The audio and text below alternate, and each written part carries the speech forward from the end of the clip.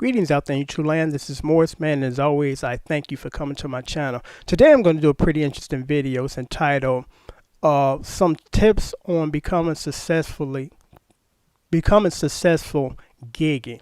Because I was with a few of my band members a couple of days ago, and a guy walked up to us that we've known for years, and he said, "Man, you guys are still playing. What is the secret to you being so successful and continuously playing for all these years?" And we talked about it, and here's some of the things that we talked about that I think might be helpful to you. Me personally, and most of my band members will agree to this. When you kind of don't like something, you express it, and not in a negative manner or ranting, but we never was one of those people. Even in high school, everybody around me was smoking marijuana and getting high and drinking. Wasn't part of my thing. I just didn't want to pollute my body. And I stood strong because, that peer pressure. Oh, he's a square. Well, let me stay a square with pink lungs, okay? So we take that type of mindset into, our performances, because here's some things that I don't like personally. And I don't think most people like it, but they've been roped into it because, okay, everybody else doing it, and I'll seem out of place if I don't do it.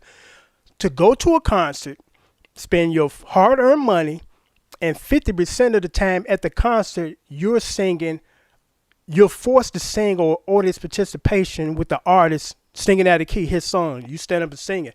I'm like, I didn't come here to sing. I come here for you to sing and entertain me. And most people that we talk to about that, they say, you know what, you're right. I don't like standing up and I'm forced to get up. Oh, y'all ain't here to party, stand up. I'm like, I don't want to be strongholding to something that I don't want to do. I want to sit down and enjoy you performing, because that's what I paid for. I didn't come here to stand up. Hey! Now, some people like that, and that's fine. But most people's like, I'm kind of shy anyway. I didn't come here to sing. I come here to see you sing.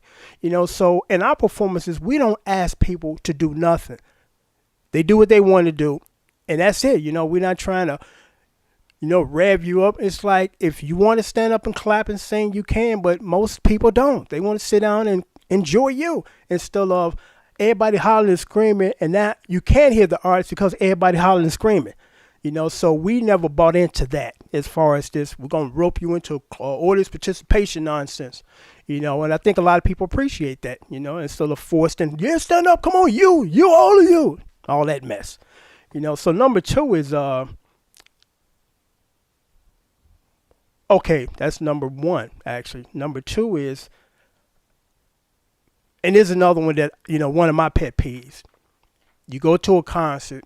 Now, of course, the artist is going to do a live version of the studio version. It's really never going to be the same, because they're able to kind of cut loose a little more in the live version versus the studio version, because most people don't realize in the studio version it's discipline. You got your parts to do and you do it, and that's it. None of this extra added long drawn out stuff. So one of my issues is, and my band members agree, I don't want to come to a concert and hear a 15-minute version of your song. It's too long. I'm like, I got a short attention span, and I want to sit here for 15 minutes listening to one song. How about within that 15-minute span, give me two of your best songs that I like, or maybe three? But, bands are notorious for that. I remember Prince. Prince was notorious for that, 12-minute song. It's like, that's just too much. I love the song, but I want to hear an extra long version of it. But everybody is different. Some people's like, cool. Because there are some songs you do want to stretch out and say, hey, live version, we can do some extra stuff and give you some more. But past the 10-minute mark, it's like a little bit much. So we are very attention to detail when it comes to that. We're not trying to drag it out to the point where it's like, come on already, give us the next selection. Okay, the next one is, man, my writing is so sloppy. Okay, this one. And this is one that some people just don't think about, but it's like, you need to think about this, because this could get your ass kicked. Now you might be thinking, what is this? Which one is this? It's this. You got to be conscious of your setting, because I give you some examples. You're probably perhaps playing to just about a female audience, or the females are up front, just the women. It's this ladies' night out, and the lead singer breaks into a ballad, a Teddy Pendergrass song.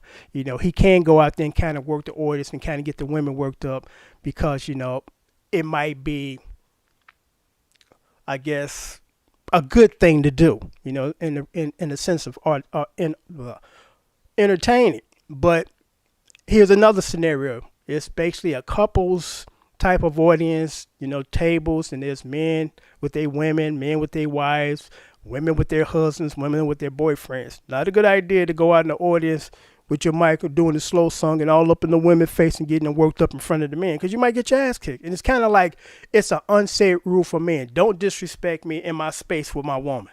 Don't go there. But there's some people that don't think about that. And it's like, you don't want to upset the audience. You don't want to offset the audience neither. Stay on the stage and give a good performance, and everybody will enjoy it and respect it, as opposed to you coming on down because you see a woman all like this next to her husband and you all in her face. Not a good idea.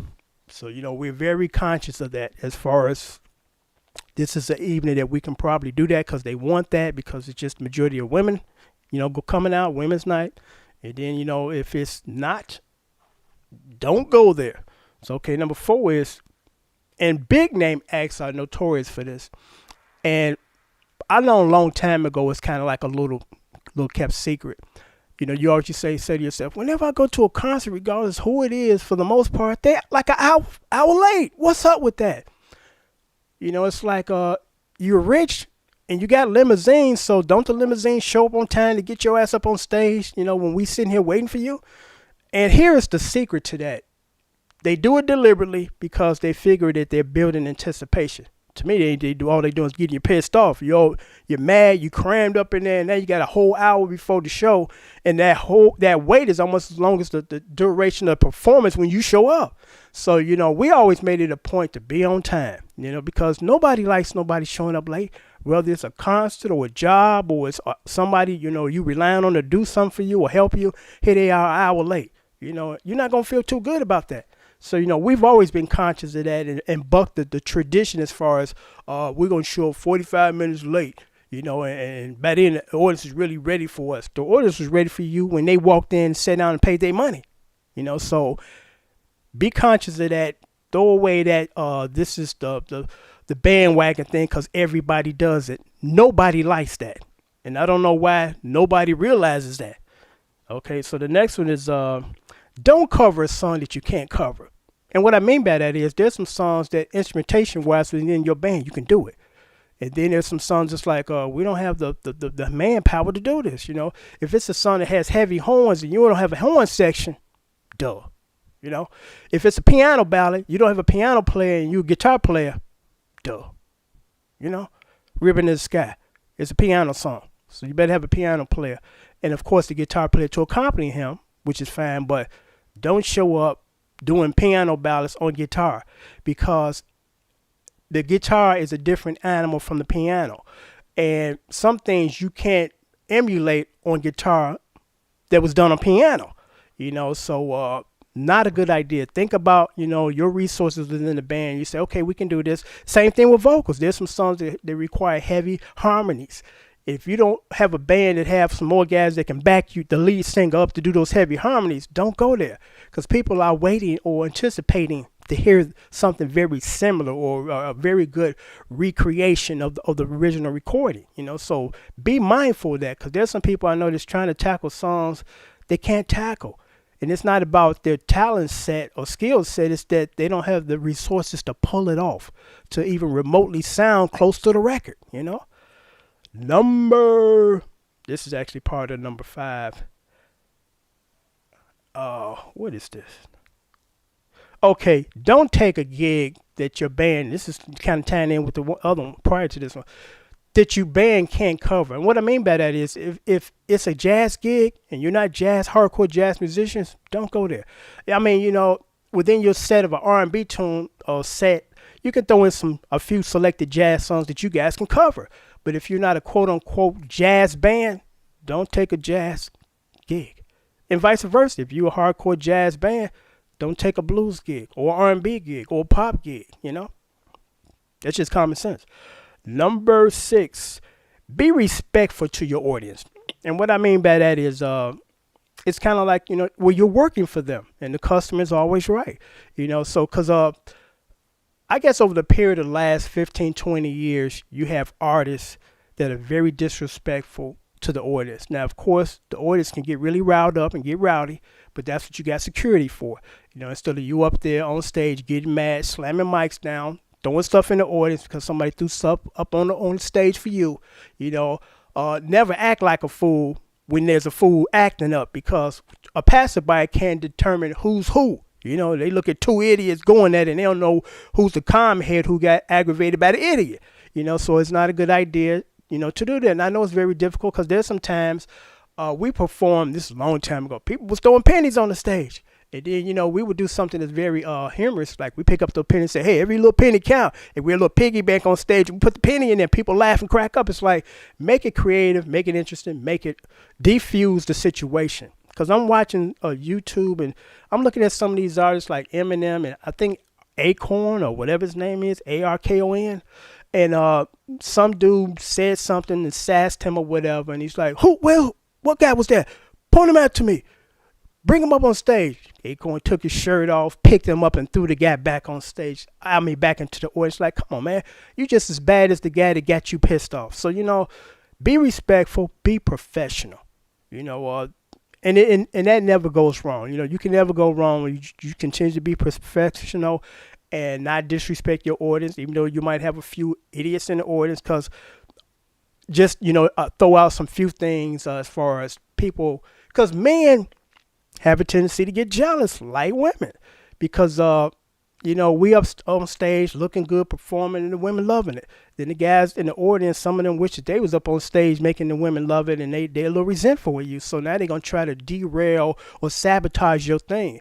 And we've had things happen to us, like right before the second set, some guys come up on stage and unplug the amps. You know, they trying to be hilarious and funny. You got guys that are booing in the audience because they're jealous. You know, all the focus is on the guys up on the stage and not the guys in the audience that's looking at some of these single women in the audience. You know, so you have to be bigger than the idiots and just ignore that, because you don't want anybody to offset you and throw you off your performance or your game, because when you get angry, you know, you don't perform as well. At least I don't. You know, when I got a lot of stuff on my mind, I don't give a super great performance that's totally focused. You know, so those are just you know, some, I would call these just common sense things, but there's some people that don't have common sense. I don't know, but there it is. You know, these are some of the things that have made us continuously be successful and continuously gig. So until next time, take care and thanks for watching this video.